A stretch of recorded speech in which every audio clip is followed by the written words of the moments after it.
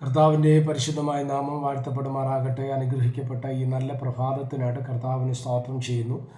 ഈ പ്രഭാത സന്ദേശം കേൾക്കുന്ന എല്ലാ പ്രിയപ്പെട്ടവർക്കും വീണ്ടും വരുന്നവനായ ക്രിസ്തയേശുവിൻ്റെ നാമത്തിൽ എൻ്റെ പ്രഭാത വന്ദനങ്ങളെ ഈ നിമിഷം അർപ്പിക്കുകയാണ്. പ്രാർത്ഥനയോടും ദൈവാശ്രയത്തോടും കൂടെ ഈ പ്രഭാത സന്ദേശത്തിലേക്ക് നിങ്ങളുടെ ശ്രദ്ധയെ തിരിക്കുന്നു.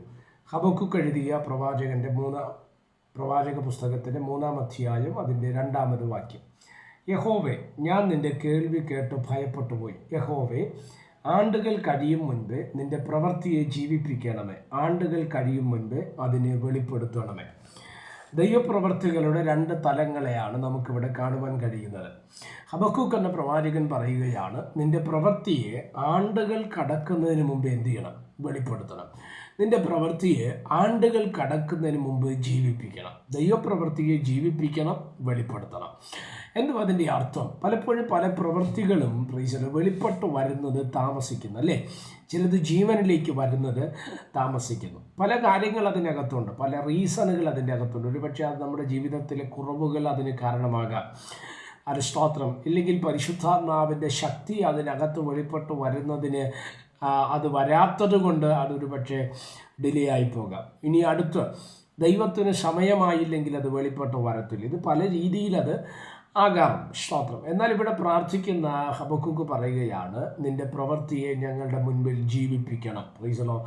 നിൻ്റെ പ്രവൃത്തിയെ ഞങ്ങളുടെ മുമ്പിൽ ആണ്ടുകൾ കടക്കാതെ അതിനെ വെളിപ്പെടുത്തണം എന്ന് തന്നെയാണ് ആര് പറയുന്നത്? സ്തോത്രം. നമ്മുടെ ഹബക്കൂക്ക് എന്ന പ്രവാചകൻ പറയപ്പെടുവാൻ തക്കവണ്ണം ഇടവരുന്നത്. പലപ്പോഴും ദൈവപ്രവൃത്തികളെ മറച്ചു വയ്ക്കുന്ന, അല്ലെങ്കിൽ അതിൻ്റെ ജീവനെ, അതിൻ്റെ നന്മയെ തടുക്കുന്ന മേഖലകൾ നമ്മുടെ ജീവിതത്തിനകത്തുണ്ടെങ്കിൽ അതിനെയാണ് ഇന്ന് പ്രഭാതത്തിൽ ദൈവം ശാസിക്കാൻ വേണ്ടി പോകുന്നത്. 85-ാം സങ്കീർത്തനം അതിൻ്റെ 6-ാമത് വാക്യത്തിൽ ഇങ്ങനെ നമ്മൾ വായിക്കുന്നുണ്ട്, നിൻ്റെ ജനം നിന്നിൽ ആനന്ദിക്കേണ്ടതിന് നീ ഞങ്ങൾ വീണ്ടും ജീവിപ്പിക്കുകയില്ലയോ. എന്താ അതിൻ്റെ അർത്ഥം? ദൈവത്തോട് പറയുകയാണ് സങ്കീർത്തനക്കാരൻ, നമുക്കൊരു ആനന്ദമുണ്ട് ദൈവത്തിലാണ്, അല്ലേ? പലപ്പോഴും നമ്മുടെ വിഷയങ്ങളിൽ ഞെരുക്കവും പ്രയാസവും ബുദ്ധിമുട്ടും പിശാചിൻ്റെ ആധിപത്യങ്ങൾ ചേർന്ന് അതിനകത്ത് അസ്വസ്ഥതകൾ കൊണ്ടുവരുവാൻ താല്പര്യപ്പെടും. നമ്മൾ ദുഃഖിക്കുന്നത്, നമ്മൾ ഭാരപ്പെടുന്നത്, നമ്മൾ കരയുന്നത്, നമ്മൾ നിലവിളിക്കുന്നത് കാണാൻ ഇഷ്ടമുള്ള പിശാച് പലപ്പോഴും നമ്മുടെ ജീവിതത്തിനകത്ത് വേദനകളെ കൊണ്ടുവരുമ്പോൾ ഓർക്കുക, ദൈവം നമ്മളെ ജീവിപ്പിച്ച് നമ്മുടെ ദൈവം സന്തോഷിപ്പിക്കുവാൻ തക്കവണ്ണം ഇടവരും. Praise the Lord. 71-ാം സങ്കീർത്തനം 20-ാമത് വാക്യത്തിൽ ഇങ്ങനെ നമ്മൾ വായിക്കുന്നു, അനവധി കഷ്ടങ്ങളും അനർത്ഥങ്ങളും കാണുമാറാക്കിയവനെ സ്തോത്രം, നീ ഞങ്ങളെ വീണ്ടും ജീവിപ്പിക്കും. Price the Lord.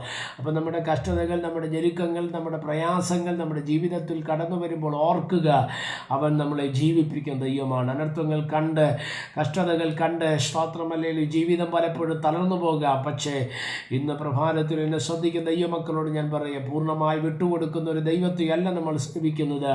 പകരം കഷ്ടതകളും അനർത്ഥങ്ങളും നമ്മുടെ ജീവിതത്തിൽ വെളിപ്പെട്ടു വന്നെങ്കിൽ അതൊക്കെ മാറ്റി നമ്മളെ ജീവിപ്പിക്കുന്ന ഒരു ദൈവകരമുണ്ട് എന്നുള്ളത് നമ്മൾ മനസ്സിലാക്കണം.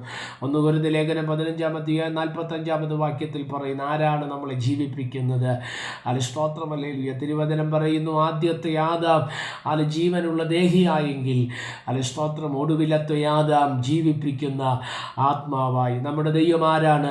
അവൻ ജീവിപ്പിക്കുന്ന ആത്മാവാണ്. ഇന്ന് പ്രഭാതത്തിൽ ഈ സന്ദേശം കേട്ടുകൊണ്ടിരിക്കുമ്പോൾ നിൻ്റെ ഭാവി തലത്തിൽ, നിൻ്റെ ജീവിതത്തിൻ്റെ മേഖലകളിൽ, നിൻ്റെ കുടുംബജീവിതത്തിൽ, നിൻ്റെ തലമുറയിൽ, നിൻ്റെ ഫിനാൻഷ്യൽ മേഖലകൾ, നിൻ്റെ ജോലി സംബന്ധമായ മേഖലകളിൽ ഡെഡ് ലൈനിൽ നിൽക്കുന്ന, ജീവനില്ലാതെ കിടക്കുന്ന വിഷയങ്ങൾക്കകത്ത് ജീവിപ്പിക്കുന്ന ദൈവകരം ഇന്ന് പ്രഭാതത്തിൽ ചലിക്കാൻ പോകുകയാണ്. വിശ്വാസത്തോടെ, പ്രാർത്ഥനയോടെ, പ്രതീക്ഷയോടെ ഏറ്റെടുക്കാൻ തയ്യാറായാൽ അത് നിങ്ങളുടെ ജീവിതത്തിന് അനുഗ്രഹമായി മാറും. പ്രാർത്ഥിക്കാം. പരിശുദ്ധനായ ദൈവമേ, സ്വർഗീയ പിതാവ്, ഈ സന്ദേശത്തിനായിട്ട് നന്ദിയോടെ കർത്താവിന് സ്തോത്രം ചെയ്യുന്ന ഈ സന്ദേശം കേൾക്കുന്ന എല്ലാ പ്രിയപ്പെട്ടവരെ തൃക്കരങ്ങൾ തരികയാണ്. അവിടുന്ന് കർത്താവ് ഞങ്ങളെല്ലാവരെയും ചെറുകടി മറയ്ക്കണം. അനേകർക്ക് അനുഗ്രഹവും ആശ്വാസവുമായി മാറുവാൻ സ്വർഗമിട വരുത്തിയാണ്. ചെറുതും വലുതുമായ സകല ആവശ്യങ്ങളുടെ നടുവിലും ദൈവത്തിൻ്റെ കൃപ വെളിപ്പെട്ട് വരുവാൻ, ദൈവത്തിൻ്റെ നന്മ വെളിപ്പെട്ട് വരുവാൻ, ദൈവിക വിടുതൽ വെളിപ്പെട്ട് വരുവാൻ സ്വർഗമിട വരുത്തിയാട്ട്. സമസ്ത മേഖലകളെ തൃക്കരങ്ങൾ ഏൽപ്പിക്കുന്ന കൂടെ ഇരിക്കണം. മഹത്വം അങ്ങേക്ക്. യേശു കർത്താവിൻ്റെ നാമത്തിൽ പ്രാർത്ഥനകളെ കേൾക്കണം. സ്വർഗീയ നല്ല പിതാവേ, ആമേൻ. എല്ലാവരെയും ദൈവം അനുഗ്രഹിക്കട്ടെ. God bless you.